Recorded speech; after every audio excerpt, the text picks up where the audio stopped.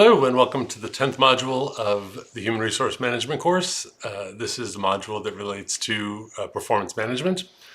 Performance management, as you probably already know from your reading, is the process through which managers ensure that employees' activities and perhaps more importantly, their outputs contribute to the organization's goals.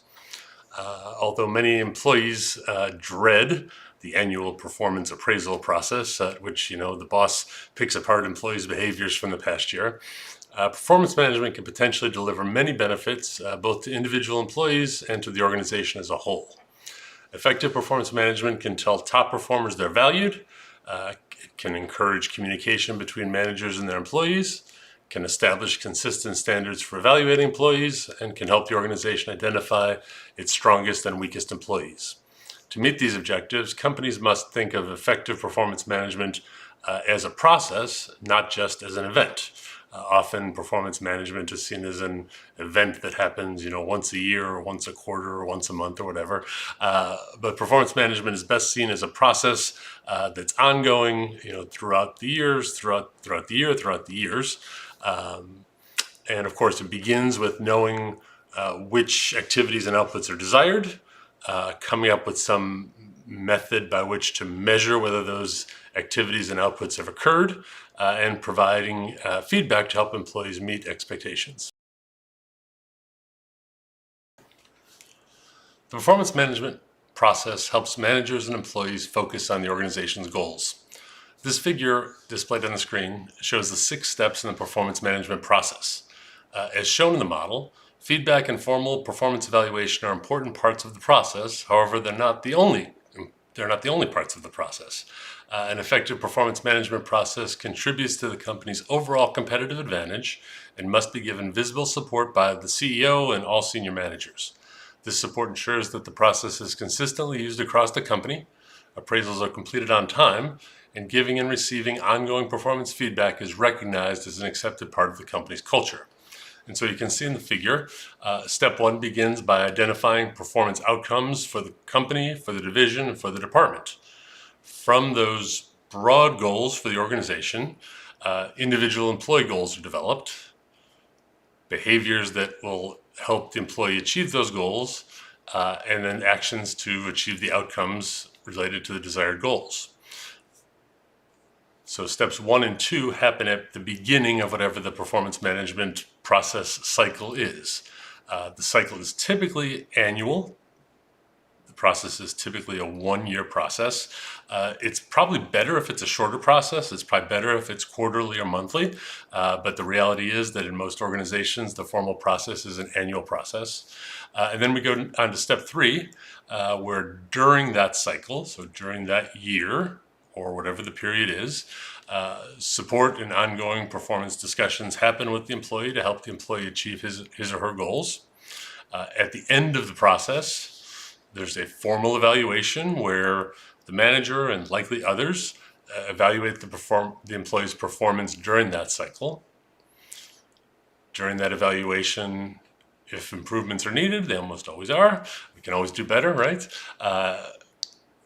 Individual improvements are identified, and then consequences are provided for performance results in the form of fix or fire, right? In the form of, do we keep this employee or do we not keep this employee? Do we give this employee a bonus or not? Do we increase compensation, decrease compensation, change duties, and that kind of stuff. And all that then goes back at the beginning of the next cycle to identifying goals and objectives for the coming period. The performance management process as a whole has 3 big purposes. There's 3 big reasons why we do performance management in organizations. They're the strategic purpose, an administrative purpose, and the developmental purpose. The first is the strategic purpose. It's the purpose by which the organization figures out how it is that it's going to achieve its goals, right? It helps the organization achieve its business objectives. And of course, measurements are linked to the organization's goals. So, if an organizational goal is to increase sales, and a particular employee is a salesperson, it makes sense that the salesperson's sales goal would increase, consistent with the organization's strategic purpose. The second is the administrative purpose, the bureaucratic purpose, if you will. It's the ways that the organization uses the performance management system to provide information for day-to-day decision-making and day-to-day business operations, to monitor how well the organization is going about achieving its purpose during the business cycle, during the year, during the fiscal year, during the month, whatever the cycle is. And finally, the third purpose of the performance management system, and the one that most employees feel the most personal, direct connection with, is the developmental purpose, and that's the basis for helping employees figure out how to best improve their own knowledge, their own skill, figure out how they can best improve the way that they contribute to the organization meeting its goals. So let's talk a little bit about the criteria for an effective performance management plan. First and foremost, effective performance management plan fits in with the company strategy, fits in with the firm's strategy, goals, and culture. Second, an effective performance management plan is valid. It measures all of the relevant aspects of performance and not the irrelevant ones. In other words, it genuinely measures what it claims to measure. Third, an effective performance management plan is reliable, yields consistent results over time, regardless of who the manager is doing the ratings, regardless of who else might be doing ratings. It should be consistent over time and consistent in all the different situations where it might be used.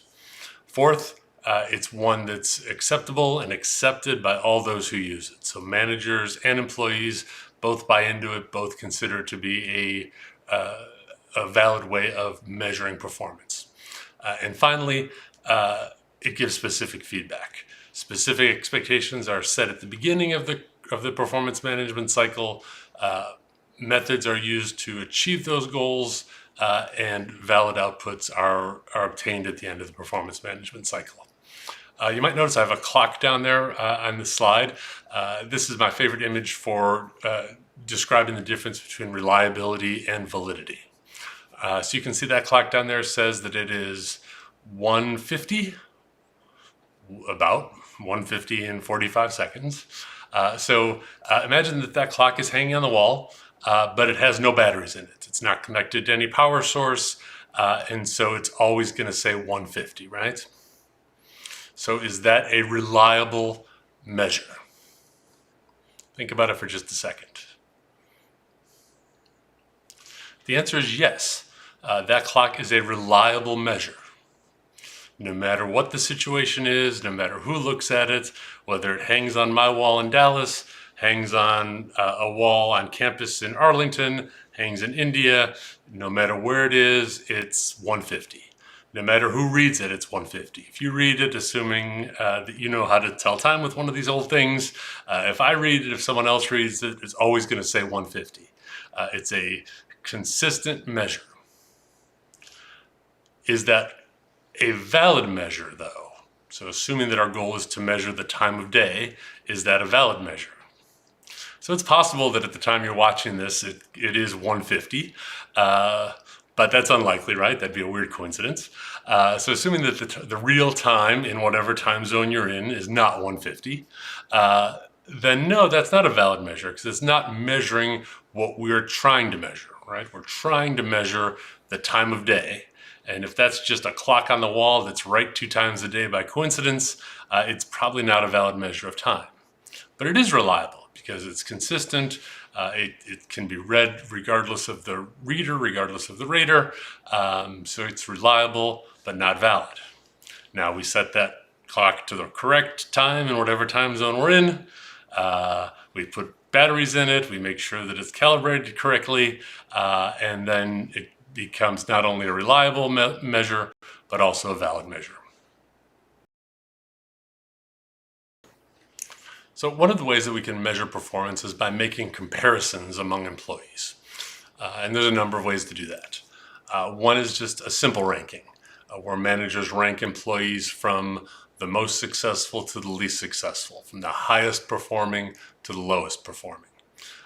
Does that give you a lot of information. No, it doesn't give you a lot of information, but it gives you some basic information about, who's the best in your organization compared to all the other folks within the organization.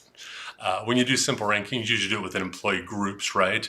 You rank all your salespeople, you rank all your accountants, you rank all your IT folks in separate pools.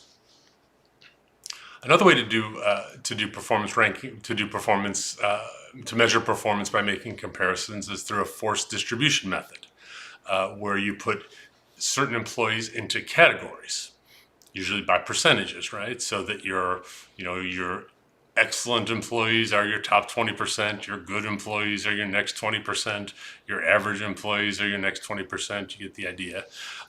Some firms will use this and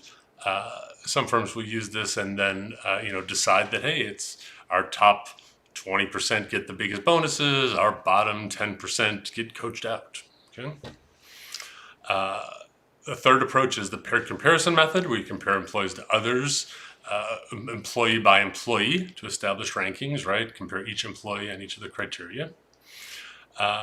And rankings are often not linked to the organization's goals when you do comparison measurements, but the ranking is, and therefore the ranking is open to interpretation, right? You're only comparing the employees based on the measure that you've set for doing the comparison.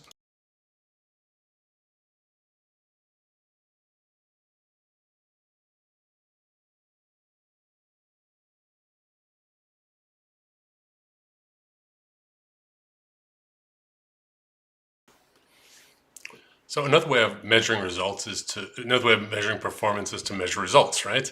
And so in the context of the firm, we're interested in productivity. Productivity is getting the most done with the smallest amount of resources in order to maximize the company's profits. And the description for using results as the primary metric is management by objectives. And so the way management by objectives works is beginning at the top of the organization, people at each level of the organization set goals in a process that flows from top to bottom. So that at the level of the board, level of the CEO, big strategic objectives, big strategic goals are identified, and those cascade down through the organization so that each employee's goals feeds into the goals of the manager above him or her. Right? And so in that way, we track how employees at all levels of the organization contribute to achieving the organization's goals. And set goals become the standards for evaluating employee performance. We look for three primary things in goals. We look for goals that are specific, that are stretch goals, and that can objectively be measured. We look for managers to work with employees in order to set goals, and for the manager to give objective feedback to monitor progress throughout the cycle, and then most importantly, to make an objective evaluation at the end of the cycle. Another method for measuring performance is with total quality management. Unlike some of the others, total quality management is concerned with assessing not only the performance of individual employees within the system, but also assessing the system as a whole, assessing not only the way the individual works within the system, but the way the system works for the individual. Similarly, TQM is concerned not only with objective feedback, the objective feedback is a critically important part of it, but is also concerned with the subjective feedback that will come from managers, could also come from peers, subordinates, customers, could come from a variety of sources. So TQM, both the individual and the system, TQM, both subjective measures and objective measures. And when it comes to those subjective measures in particular, we want to get input from as many sources as we can, as many of the human sources of information as we can about an employee's performance. This idea is sometimes called 360-degree performance feedback or 360-degree performance appraisal.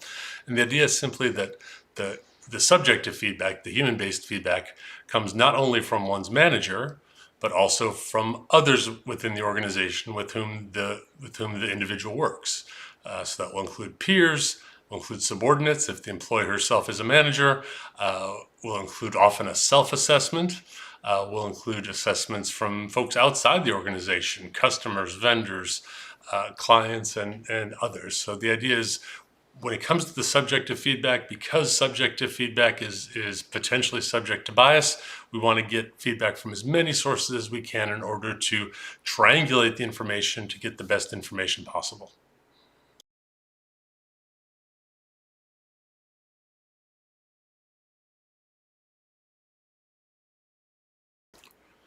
And there are several techniques that organizations use to try to reduce errors in measuring performance, both unintentional errors and even intentional errors. Um, for example, raters can be trained to avoid making errors using fictional employees and discussing decisions, comparing results with the way other managers would have rated that employee. Similarly, studying actual examples of real employees can be used in doing comparisons and trying to minimize that problem of inter-rater reliability, that problem where different raters would rate the same behaviors, rate the same employee differently. Overall, raters who focus on the complex nature of employee performance, recognizing that lots of things go into how an employee performs, the employee's existing knowledge and skills, the context in which performance is happening, the place within the organizational system that performance is happening. And so recognizing its complexity, being compassionate, being generous, not generous to a fault, but being generous with employees, recognizing that perfection is never a possibility. Similarly, there are analytical programs, software programs, and simple statistical processes that can be used to try to find patterns of errors for a particular manager or among a group of managers. And managers who discuss performance ratings can provide evidence supporting their ratings, in other words, justifying their ratings to other managers with the goal of eliminating errors and trying to figure out really what is the most valid assessment of an employee's performance in a particular situation.